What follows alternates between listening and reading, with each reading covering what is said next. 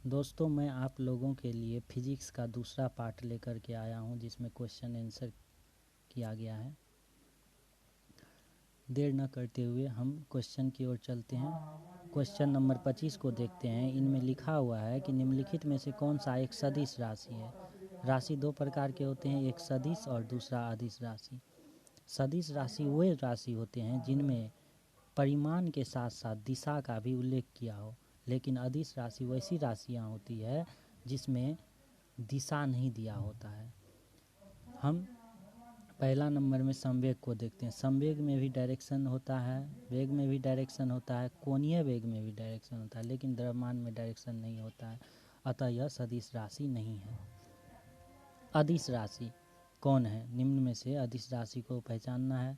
ऊर्जा, कभी आपने ऊर्जा का दिशा सुना है? नहीं, तो यह अदिश राशि हो जाएगा। बल आघूर्ण सदिश है, संवेग सदिश है। निम्नलिखित में से कौन सी एक सदिश राशि है? संवेग सदिश है।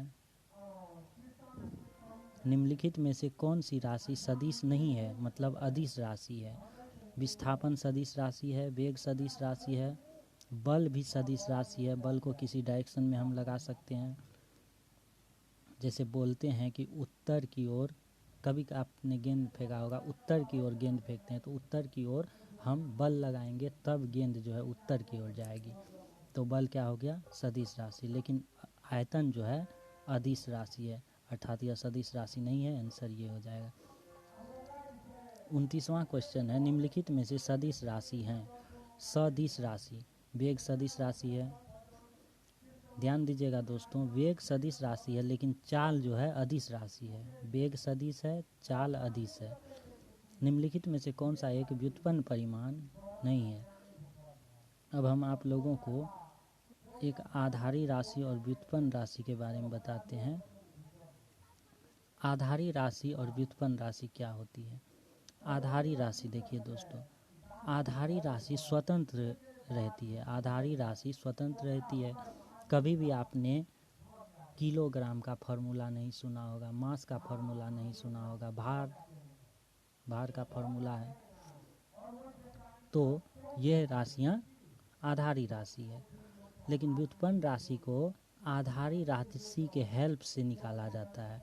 आधारी राशि का जब तक हेल्प न मिले, व्युत्पन्न राशियाँ नहीं निकाली जा सकती है। जैसे हम फोर्स की बात करते हैं, तो फोर्स बराबर ma होता है, मतलब मास इंटू एक्सेलरेशन फोर्स को देता है। तो इसमें मास और एक्सेलरेशन दो राशियों का प्रयोग करके हमें फोर्स प्राप्त हुआ है, इसलिए हम व्युत्पन्न राशि को कह सकते हैं कि यह आधारी राशि के हेल्प से निकाला जाता है। अब देखिए, आधारी राशि अभी के समय में 7 है। 1971 से पहले आधारी राशियों की संख्या 6 थी, लेकिन एक नया आधारी राशि 1971 में मोल को जोड़ा गया, मोल को।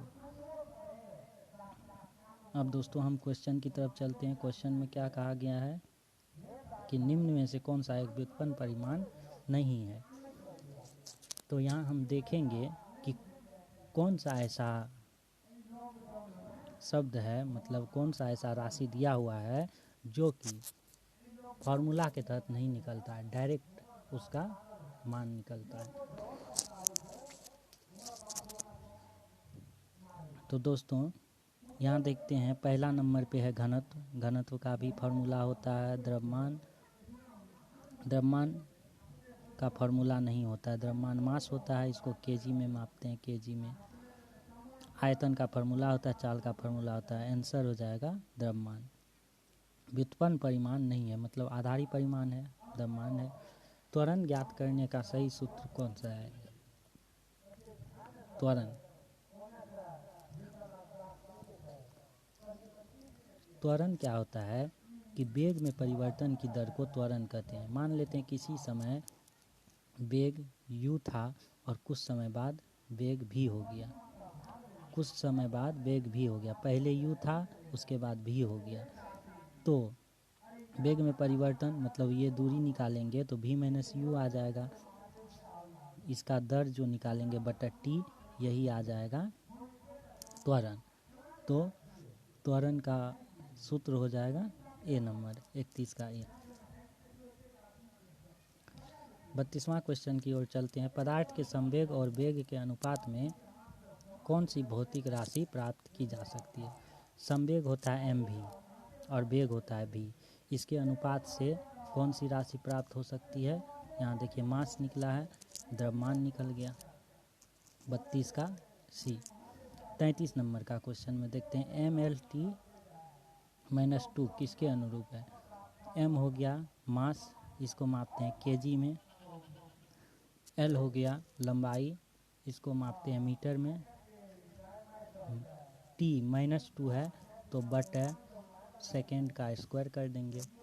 अब देखिए मीटर पर सेकेंड स्क्वायर क्या होता है? एक्सेलरेशन। ये हो गया m, मास इंटू एक्सेलरेशन किसको देता है? फोर्स को देता है। अब दोस्तों इससे आप निकाल सकते हैं कि mlt-2 जो है किसके अनुरूप है? तो बल के अनुरूप है। 33 का ए नंबर।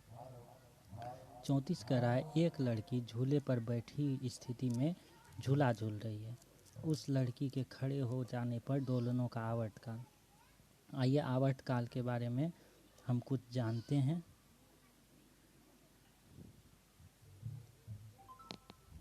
आवर्तकाल दोलन गति से संबंधित प्रश्न है। दोलन गति होता क्या है कि जब कोई पिंड किसी साम्य स्थिति में इधर उधर दोलन करती है, मतलब कोई पिंड मानिए यहाँ अटकी हुई है, यह इसके परितः इधर उधर दोलन करती है। पिंड एक ही है, इसको हम शो किए हैं कि इधर से उधर गति कर रही है, तो इसी गति को दोलन गति कहते हैं।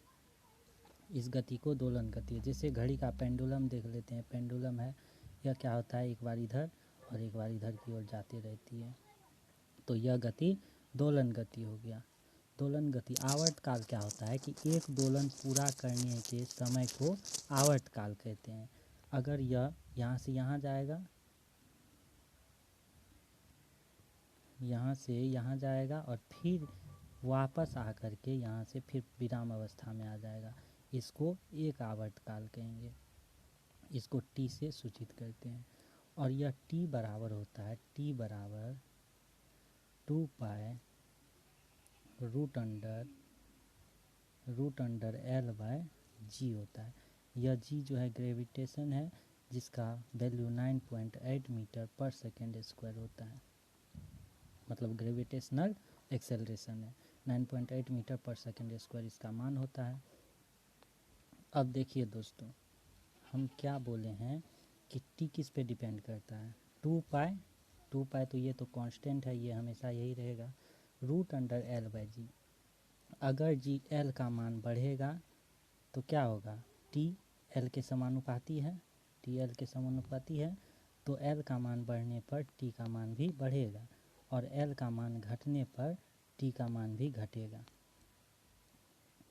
अब दूसरा स्थिति देखते हैं कि टी जो है इन्वर्सली प्रोपोर्शनल जी के है।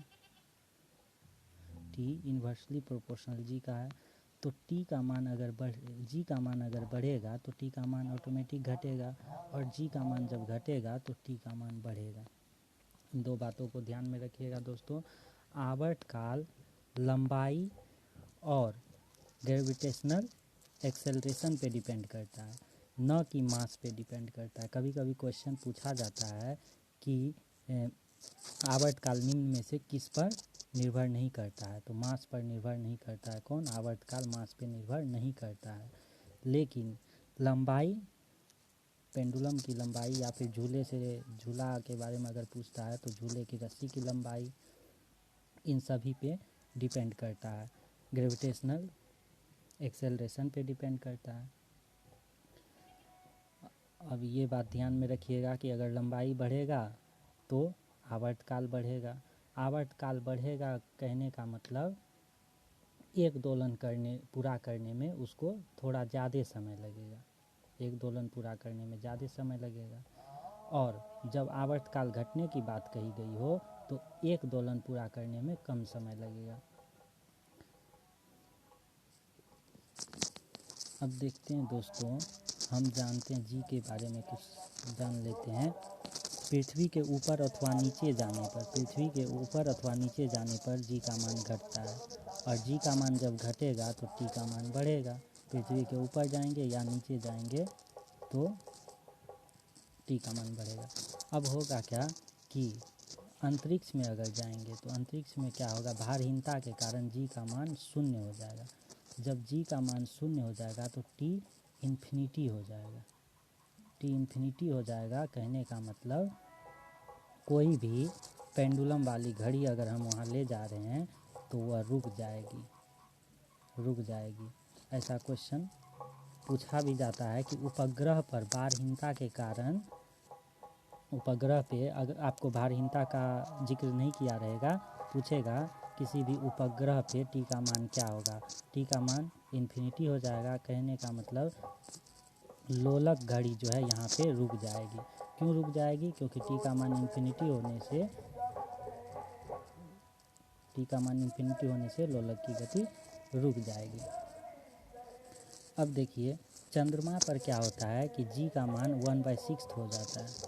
चंद्रमा पर जी का मान 1/6 हो जाता है तो लोलक का आवर्तकाल क्या होगा, बढ़ जाएगा। क्यों बढ़ जाएगा? जी का मान पहले से 1/6 हो गया है और इसका जब व्युत्क्रम करेंगे तो ये ऊपर चले जाएगा, 6 गुना हो जाएगा, अर्थात बढ़ जाएगा।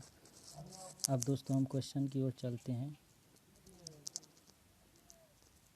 क्वेश्चन में कहा गया था कि एक लड़की झूले पर बैठी स्थिति में झूला झूल रही है। यह झूला है, मानिए यहाँ से लटकी हुई है, यह झूला है, ठीक।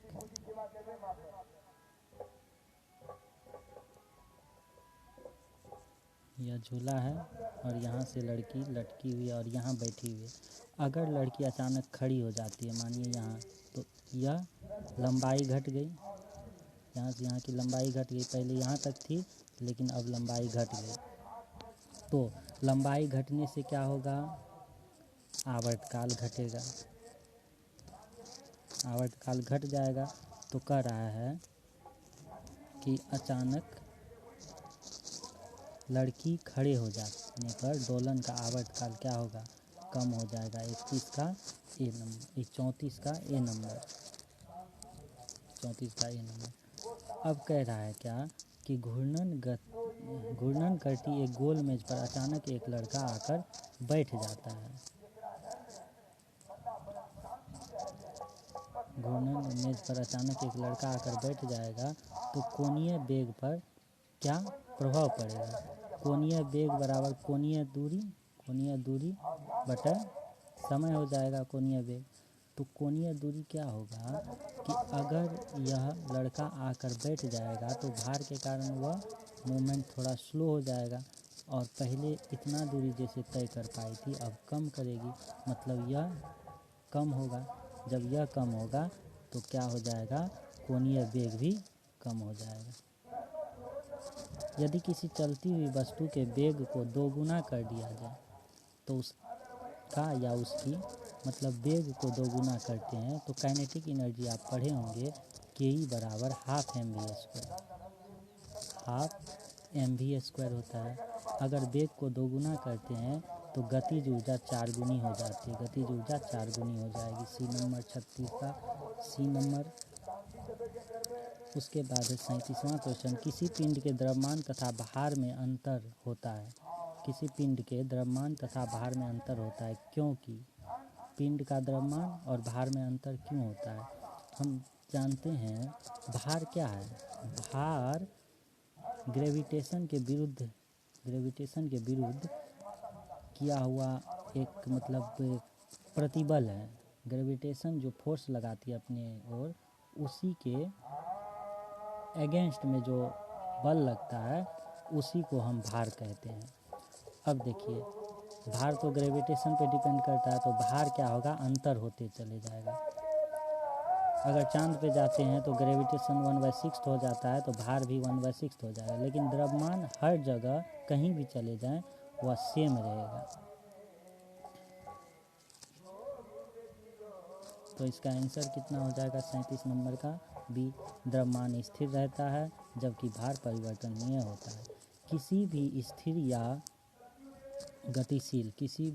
या गतिशील वस्तु की स्थिति और दिशा में तब तक कोई परिवर्तन नहीं होता जब उस पर कोई बाह्य बल सक्रिय न हो।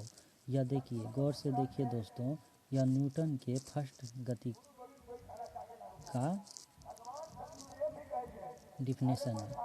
किसी भी स्थिर या गतिशील वस्तु की स्थिति और दिशा में तब तक कोई परिवर्तन नहीं होता है जब तक उस पर कोई बाह्य बल सक्रिय न हो। यह न्यूटन गति विषयक प्रथम नियम है। अब देखिए 39वां क्वेश्चन देखते हैं। 39वां क्वेश्चन कह रहा है, किसी असंतुलित बल द्वारा किसी पिंड में उत्पन्न त्वरण क्या होता है?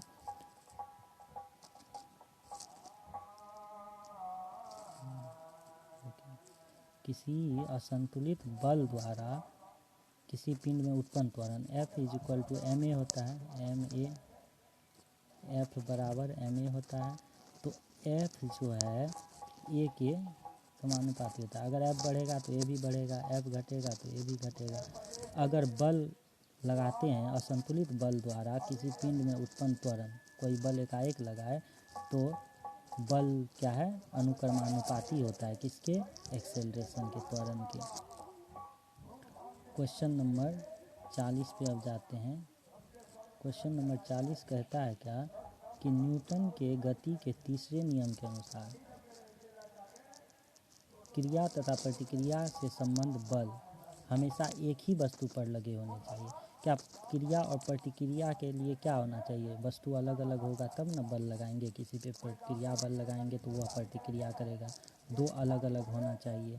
तो इसका आंसर सी हो जाएगा।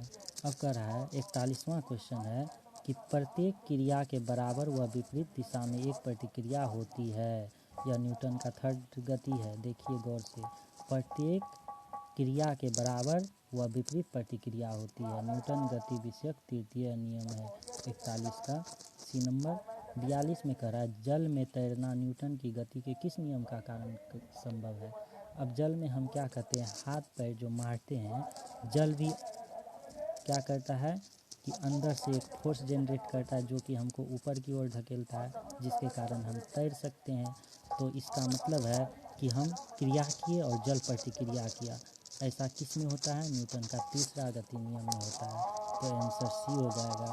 कोई पिंड तब तक विरामावस्था में ही बना रहेगा जब तक उस पर कोई बाह्य बल कार्य नहीं करता है। कोई पिंड तब तक विरामावस्था, यह कथन किसका है? यह कथन किसका है? तो न्यूटन का है। न्यूटन ने अपने फर्स्ट लॉ में ये बात को कहा है कि कोई भी वस्तु अपना पूर्वावस्था में तब तक बनी रहना चाहती है जब तक उस पर कोई बाह्य बल आरोपित न किया जाए। क्वेश्चन नंबर 44, न्यूटन की गति के नियमों के अनुसार निम्न में से कौन सा कथन सत्य है? न्यूटन की गति के नियमों के अनुसार निम्न में से कौन सा कथन सत्य है? प्रथम नियम से बल की परिभाषा ज्ञात की जाती है, सत्य है। द्वितीय नियम से बल की परिभाषा ज्ञात की जाती है, नहीं। द्वितीय नियम से हमें व्यंजक प्राप्त होता है। व्यंजक क्या प्राप्त होता है? F बराबर ma व्यंजक प्राप्त होता है। द्वितीय न्यूटन गति के द्वितीय नियम से हमें बल का व्यंजक प्राप्त होता है, जबकि प्रथम नियम से परिभाषा प्राप्त होती है। किसी पिंड के उस गुणधर्म को क्या कहते हैं जिससे वह सीधी रेखा में विराम या एक समान गति की स्थिति में किसी भी परिवर्तन का विरोध करती है? यह गुण है। मतलब कह रहा है गुणधर्म, तो गुण जड़त्व गुण है। गुण जड़त्व है। न्यूटन के पहले नियम को भी कहते हैं। न्यूटन के पहले नियम को क्या कहते हैं? जड़त्व का नियम कहते हैं। देख लीजिए, किसी वस्तु गुणधर्म है, यह गुणधर्म ही होता है कोई भी वस्तु का। वह विराम है तो विराम में, अथवा एक समान गतिशील है तो एक समान गतिशील में रहना चाहती है। यह नियम जब जड़त्व है तो न्यूटन का पहला गति नियम को जड़त्व नियम भी कह सकते हैं हम। गाड़ी खींचता हुआ घोड़ा किस बल के कारण आगे बढ़ता है? घोड़ा क्या करता है कि अपने पैरों से ज़मीन के सतह पर बल लगाता है और ज़मीन का सतह इसको विपरीत प्रतिक्रिया के रूप में एक बल देता है, जिसके कारण ये क्या होता है, आगे की ओर बढ़ पाता है। तो इसका आंसर होगा पृथ्वी द्वारा घोड़े के पैरों पर आरोपित बल से। पृथ्वी द्वारा घोड़े के पैरों द्वारा आपने पृथ्वी क्या किया, आरोपित किया घोड़े के पैरों के बल, और घोड़ा इससे आगे बढ़ा। अब कह रहा है चलती हुई बस में जब अचानक ब्रेक लगती है तो उसमें बैठे हुए यात्री आगे की ओर, अब देखिए गाड़ी खड़ी है तो उसमें बैठे हुए यात्री भी खड़े हैं एक साथ, मतलब बैठे हुए हैं, स्थिर अवस्था में है, तो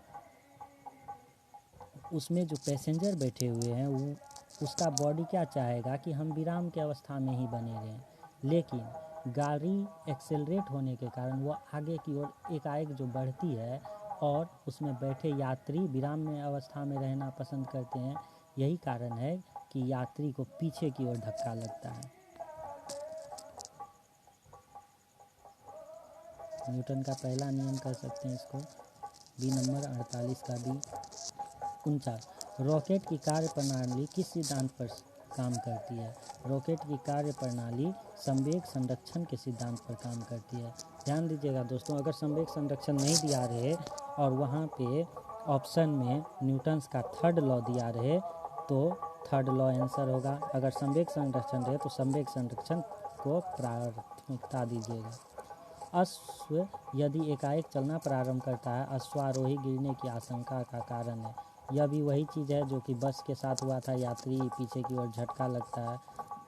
यह जड़त्व, विश्राम जड़त्व कह सकते हैं इसको, विश्राम जड़त्व के कारण ऐसा होता है। न्यूटन के फर्स्ट लॉ के कारण ऐसा होता है। जड़त्व दो प्रकार के होते हैं, गति जड़त्व और विश्राम जड़त्व। जब गतिशील अवस्था में कोई वस्तु रहता है तो वह गति में रहना पसंद करता है, तो इस गुण को गति जड़त्व कहते हैं, और जब विश्राम अवस्था में रहता है तो विश्राम में ही रहना पसंद करता है, इसे विश्राम जड़त्व कहते हैं। 51 नंबर क्वेश्चन देखते हैं। क्रिकेट का खिलाड़ी तेज़ी से आगे आती हुई बॉलों को क्यों अपने हाथ से पीछे खींचकर पकड़ता है? क्रिकेट खिलाड़ी तेज़ी से आती हुई बॉलों को क्यों अपने, अब देखिए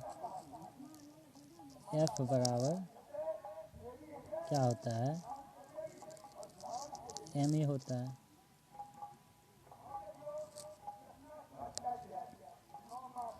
इसको हम अलग तरीक़ा से भी जान सकते हैं, लेकिन हम यहाँ आपको शॉर्टकट में बता देते हैं। F बराबर ma होता है, जो कि सबको ये फार्मूला याद रहता है। ये क्या होता है, मीटर पर सेकेंड स्क्वायर होता है, मीटर पर सेकेंड स्क्वायर होता है। कहने का मतलब F जो है टाइम के व्युत्क्रमानुपाती होता है। अगर समय ज़्यादा लगेगा फोर्स स्वतः ही कम हो जाएगा, अगर समय कम लगेगा तो फोर्स ज़्यादा लगेगा। तो अब यहाँ गौर से देखिए दोस्तों कि अगर खिलाड़ी हाथ पीछे की ओर कर रहा है, इसका मतलब गेंद हाथ से टच होने के बाद कुछ समय के लिए उसको पीछे की ओर कर रहा है, मतलब ये जो समय लगा, कुछ समय लगा, जिसके कारण फोर्स घटने लगा। यह समय जितना अधिक लगाएंगे फोर्स उतना कम लगेगा, तो गेंद द्वारा खिलाड़ी को कम चोट लगेगा। यही कारण है कि वो ऐसा करता है।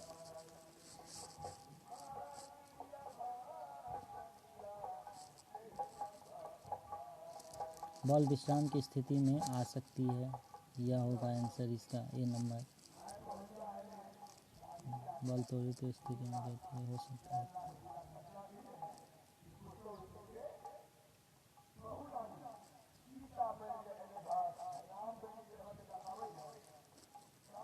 इसमें यह भी एक क्वेश्चन ऐसा लग रहा है जो कि लग रहा है कि सही है, लेकिन इसमें क्या खासियत है कि हो सकता है कि उसे कम बल लगाने की आवश्यकता हो। यह खिलाड़ी के बारे में बोल रहा है, ऐसा कुछ नहीं है। हम सीधा बोलेंगे बॉल विश्राम की स्थिति में आ सकती है, ये भी हो सकता है क्वेश्चन का आंसर। लेकिन इसको आप लोग देख लीजिएगा, इसका डॉट क्लियर कर लीजिएगा, डॉट क्लियर कर लीजिएगा।